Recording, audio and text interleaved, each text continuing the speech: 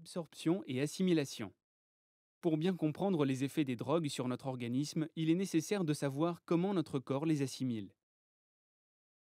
Les effets des drogues sur la conduite automobile sont quasiment instantanés et durables.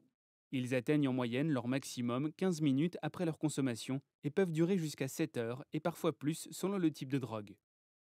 Par exemple, le THC, la substance du cannabis, se diffuse très rapidement et se répand dans les tissus du cerveau.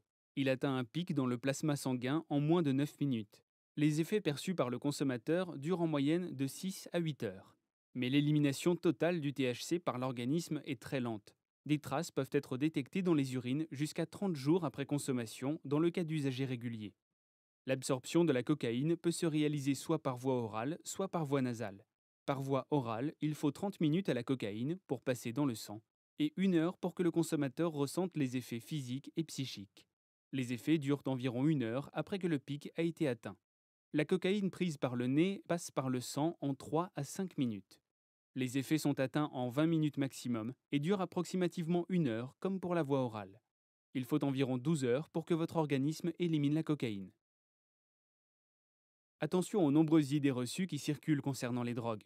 Le cannabis est une drogue douce et sans danger. Les drogues douces assureraient même une conduite sécuritaire car le conducteur serait calme et déstressé. Il serait même plus prudent car il a conscience du manque de ses capacités. Faux. Le conducteur sous cannabis est beaucoup plus lent à réagir et ses gestes sont mal coordonnés. De plus, s'il est trop détendu, sa perception du risque est diminuée car il pense avoir le temps de réagir alors que ce n'est pas le cas. Un joint n'a jamais tué personne. Faux.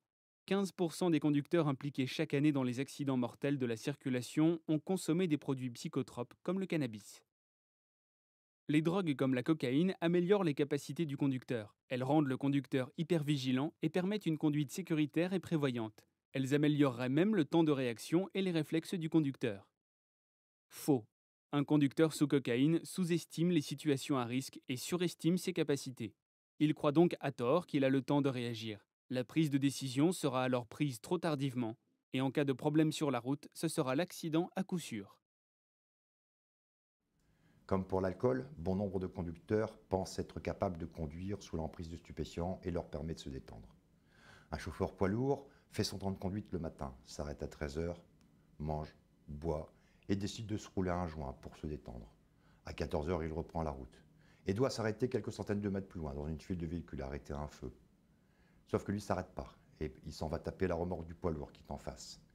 Il descend de sa cabine, va voir le conducteur du poids lourd en face en lui disant « Voilà, je ne comprends pas ce qui s'est passé, mes freins ont lâché ». Il s'aperçoit à ce moment-là qu'il y a un attroupement entre les deux poids lourds. Et pour cause, il n'a même pas capté qu'entre son poids lourd à lui et celui d'en face, il y avait un véhicule dans lequel se trouvaient une mère et ses deux filles.